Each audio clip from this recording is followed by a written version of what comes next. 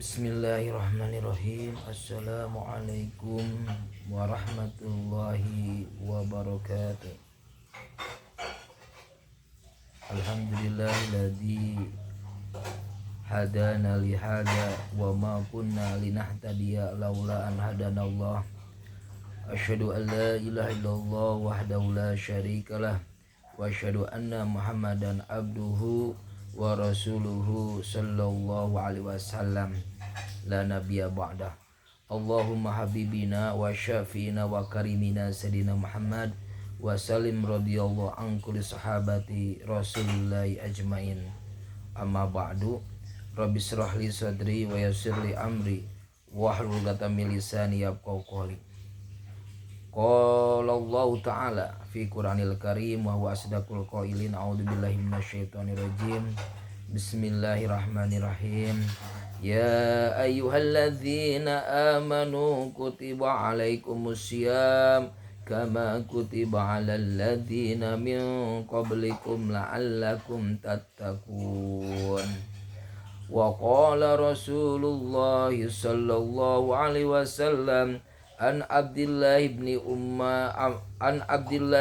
Amrin radhiyallahu anhuma anna Rasulullah sallallahu alaihi wasallam qala asyam wal qur'anu yashfa'ani lil 'abdi yaumal qiyamah yaqulu siyam ay rabbi mana'tuhu ta'ama wa syahawati bin nahar fasyafi'ni fi wa yaqulul qur'an mana'tuhun nauma bil lail fasyafi'ni fihi qala fayusyaffa'an.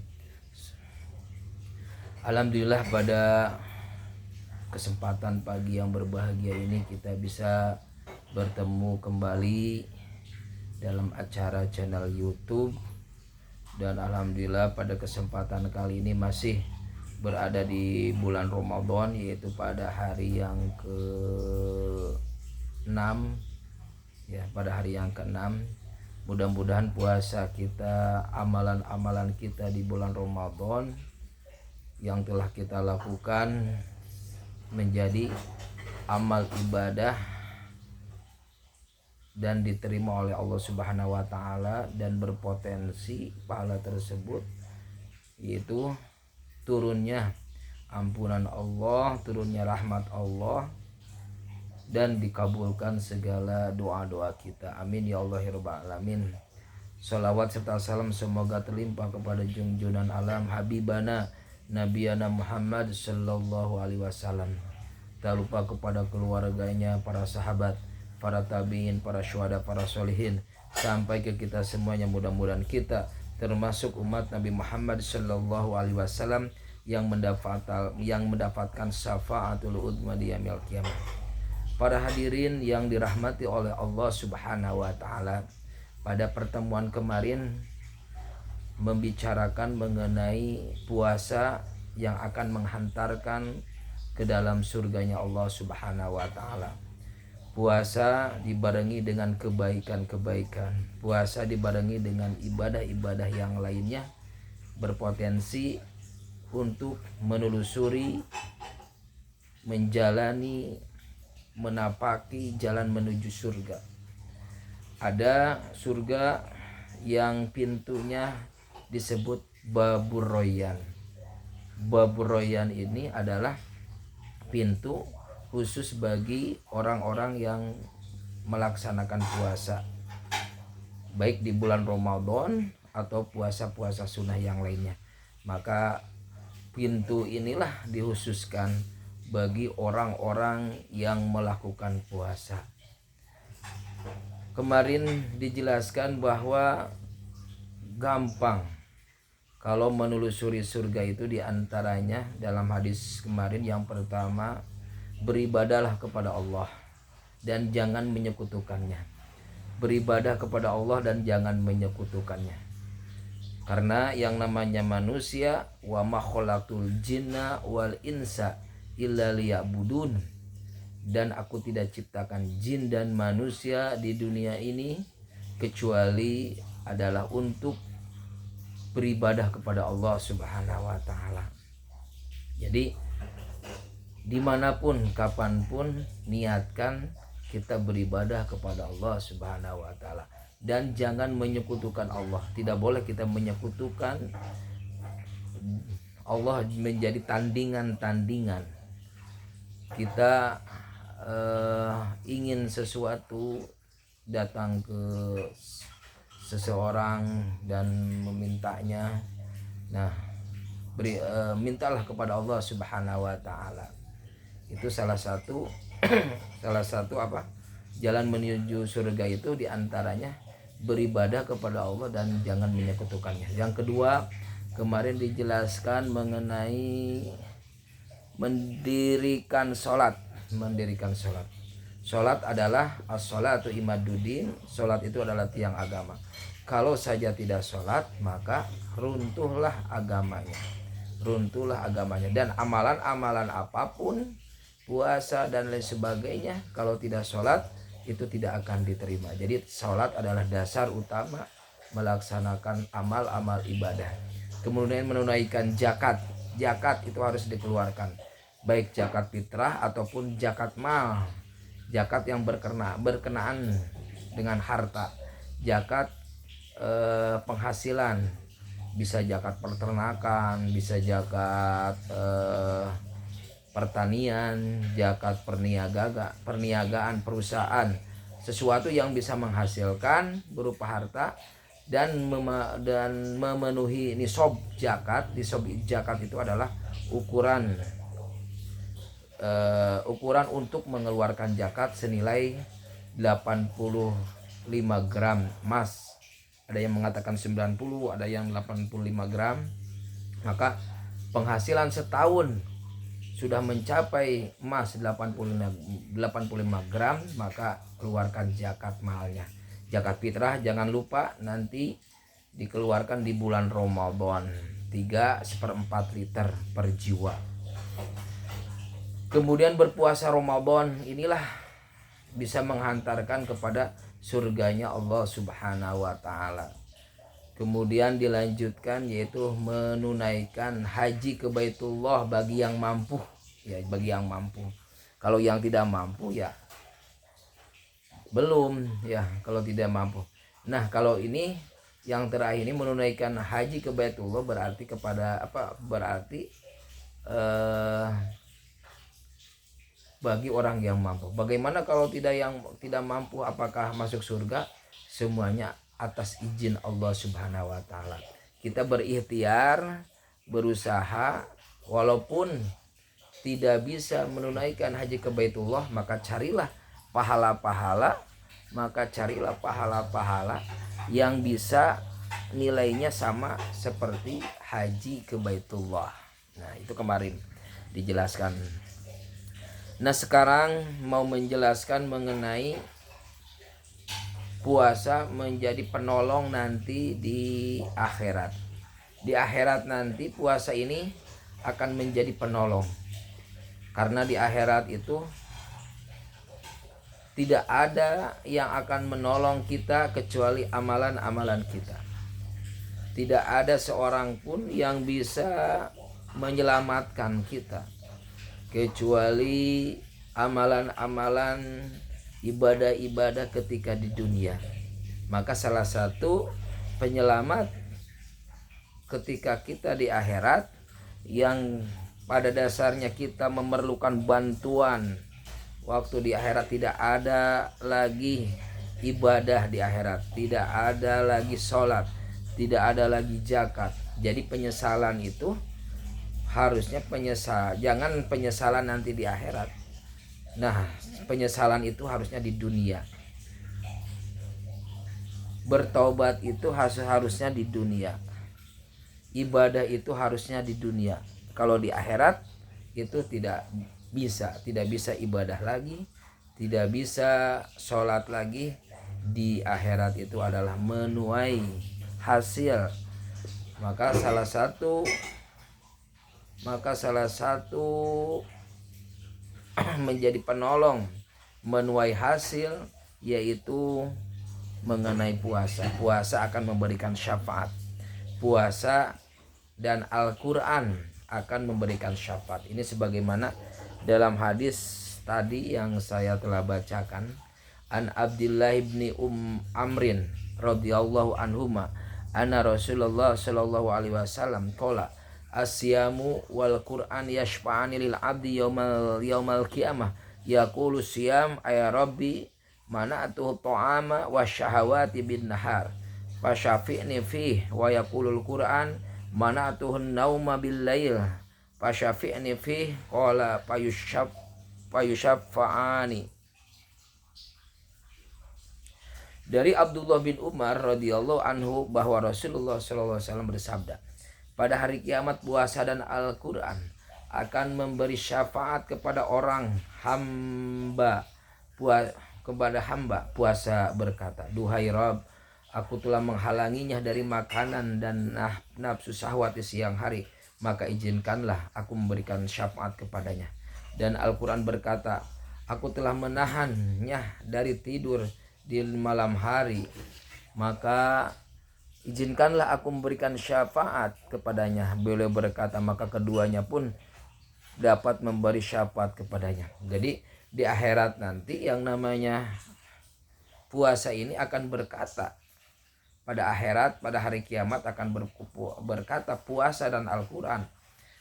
Kata puasa, wahai Tuhan, duhai Rob, wahai Tuhanku, ya Allah, aku telah menghalanginya dari makanan dan nafsu syahwat di siang hari. Jadi puasa mengatakan, aku telah menahan dari makan dan nafsu syahwat di siang, maka izinkanlah aku memberikan syafaat pertolongan kepadanya. Dan Al-Quran pun sama, aku telah menahan dari tidur di malam hari, dari keheningan malam, orang lain sedang tidur. Ada orang-orang yang membacakan Al-Quran.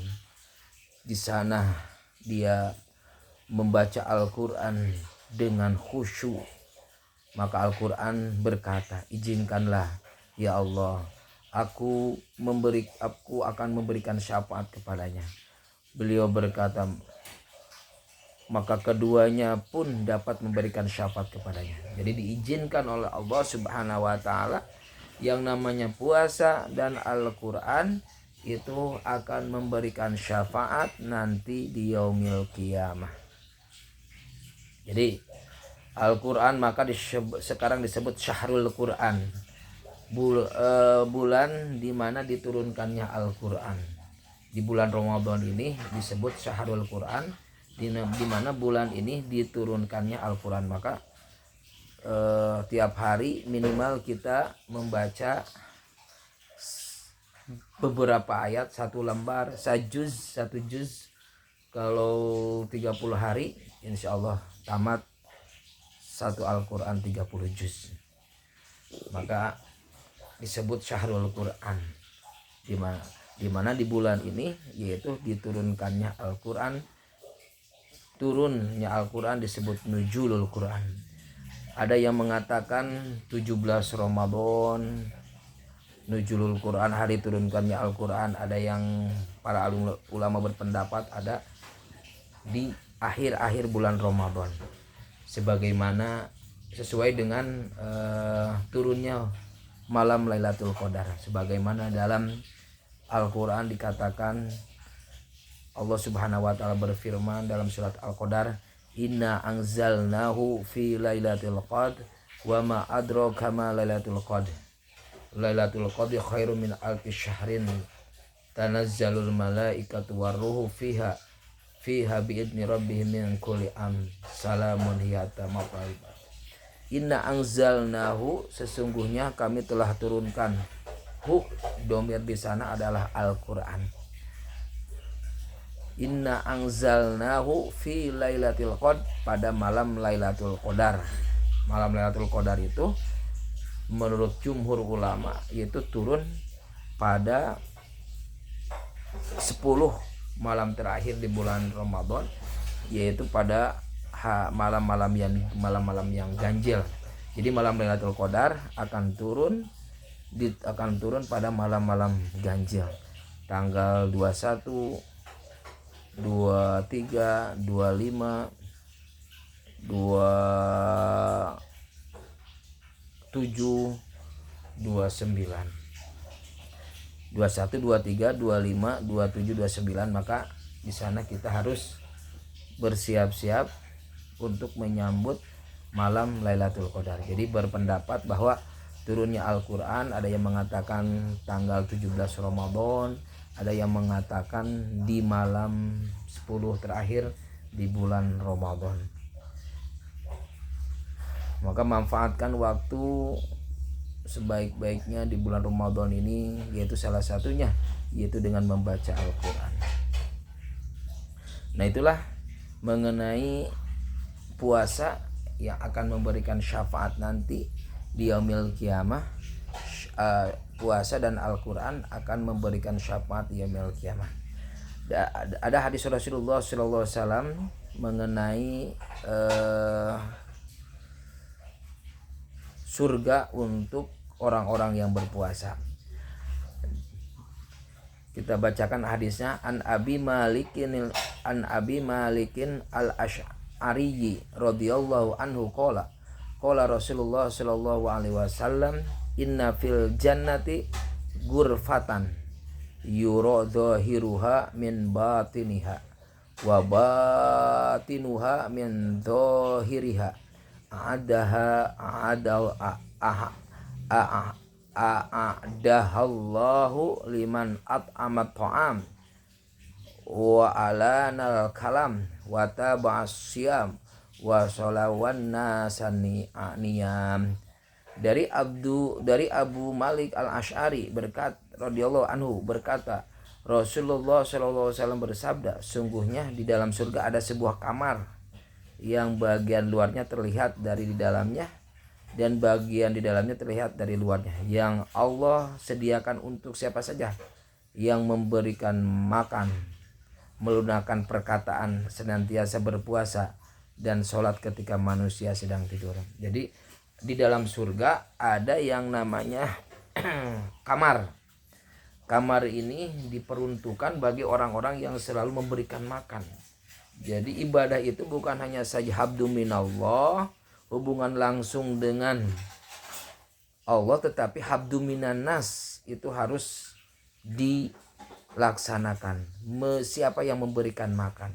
Maka pada bulan Ramadan ini memberikan makan, memberikan minum, makan kepada orang yang berpuasa itu sama seperti halnya pahala orang yang berpuasa tersebut.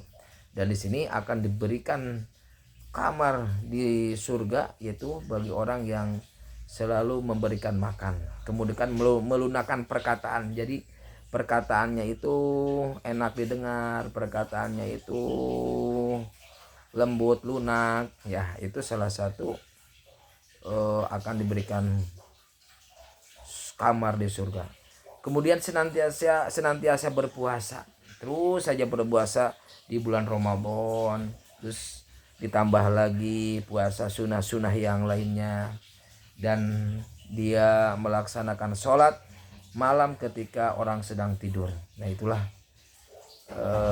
beberapa pahala-pahala nanti di surga, diantaranya bagi orang-orang yang memberikan makan, melunakkan perkataan, senantiasa berpuasa, dan sholat ketika manusia sedang tidur. Nah, puasa yang paling utama adalah puasa di bulan Ramadan. Hukumnya adalah wajib, ya, hukumnya adalah wajib. Tadi sudah dikatakan dalam surat Al-Baqarah ayat 183, ya ayyuhalladzina amanu kutiba alaikumussyam kama kutiba alal ladzina min qablikum la'allakum tattaqun. Hai orang-orang yang beriman, diwajibkan atas kamu berpuasa di bulan Ramadan sebagaimana diwajibkan atas umat-umat sebelum kamu, supaya kamu menjadi orang-orang yang bertakwa. Ini dipertegas lagi dari hadis An Abi Hurairah radhiyallahu anhu qala Rasulullah sallallahu alaihi wasallam afdalus siyami ba'da Ramadan syahrullahil muharram wa afdalus sholati ba'dal fardhah al-lail. Dari Abu Hurairah berkata, Rasulullah sallallahu alaihi wasallam bersabda, puasa yang paling utama adalah puasa Ramadan. adalah puasa di bulan Allah, Muharram. Dan sholat yang paling utama sesudah sholat fardu adalah sholat malam. Jadi sholat yang paling utama setelah puasa di bulan Ramadan adalah puasa di bulan Allah, Muharram. Dan sholat yang paling utama sudah sholat fardu adalah sholat malam. Nah, demikianlah keutamaan puasa. Di antaranya salah satunya Al-Quran, puasa dan Al-Quran akan memberikan syafaat, kemudian pahalanya adalah surga. Dan puasa pahalanya surga, di antaranya yang akan diberikan kamar di surga, di antara orang yang memberikan makan, melunakkan perkataan, senantiasa berpuasa, sholat ketika manusia sedang tidur. Kemudian puasa yang paling utama setelah puasa Ramadan adalah puasa di bulan Muharram, dan sholat yang paling utama setelah sholat fardu adalah sholat malam. Demikianlah, mudah-mudahan ada manfaatnya bagi pribadi, umumnya bagi kita semuanya. Marilah meningkatkan keimanan dan ketakwaan, meraih ketakwaan di bulan Ramadan ini supaya menjadi manusia yang selalu melaksanakan perintah Allah dan menjauhi larangannya. Rabbana atina fid dunya hasanah wa fil akhirati hasanah wa qina adzabannar. Subhana rabbika rabbil izzati amma yasifun wa salamun alal mursalin walhamdulillahi rabbil alamin. Assalamualaikum warahmatullahi wabarakatuh.